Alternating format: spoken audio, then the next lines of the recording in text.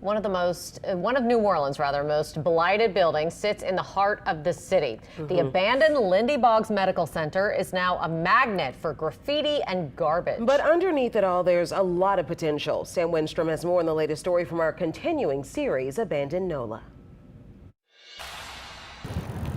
As people bike down the Greenway and paddle through Bayou St. John, Lindy Boggs Medical Center casts a shadow over it all. Abandoned 17 years ago, the former hospital is now covered in graffiti and broken windows. There's an overall sense of benign neglect.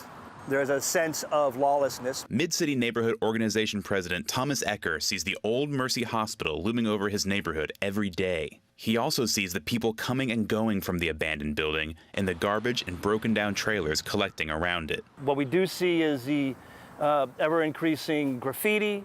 We do see the always broken into fencing and people going in and out at will. They put a 7-foot-tall fence around the building after Hurricane Katrina, but it doesn't stop much. And you can see right here where the latest hole was cut, giving anyone easy access to the building.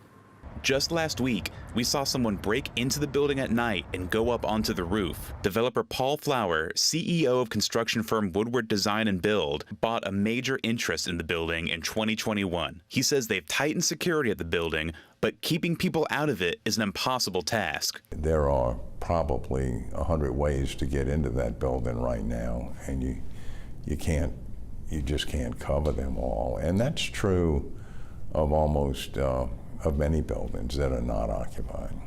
Flower says that his team has stabilized the building, put up fences, cleared out the water in the basement, and has regular security patrols that clear out the building. But the only way to really keep it secure is to develop it. Flower says the biggest obstacle to getting Lindy Boggs back into commerce is funding. Like other developers we've spoken with, he says getting outside funding in New Orleans is a challenge, making the project more reliant on federal money. It's difficult in New Orleans because you almost always need subsidy because of all of the issues we have here. Flower hopes to apply for funding through the Department of Housing and Urban Development in the next few weeks. If that succeeds, he expects closing will take anywhere from 8 to 11 months, and then construction will take another 2 years, making late 2025 a hopeful estimate for the old hospital reopening. We do think we can get it done. We've run into some unexpected problems, but I think we're going to overcome them. The plan is to turn the long-abandoned hospital into a continuing care facility with a nursing unit, independent assisted living, and memory care. But after 17 years of plans and promises, it's not hard to see why some neighbors have lost faith in the project. But for Thomas Ecker, there's still hope to clear out the blight in the heart of Mid-City. It's not hopeless. In fact, it's filled with hope. We just got to learn how to turn promise into action and then see where it goes from there.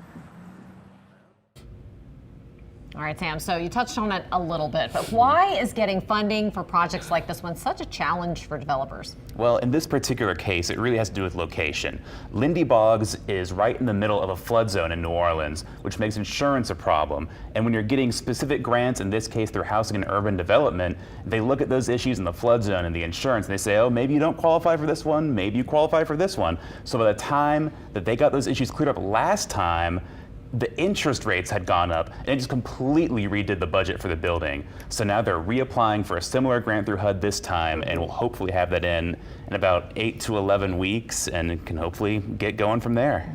Fingers crossed. I know a lot of people are looking forward to that. Sam, thank you.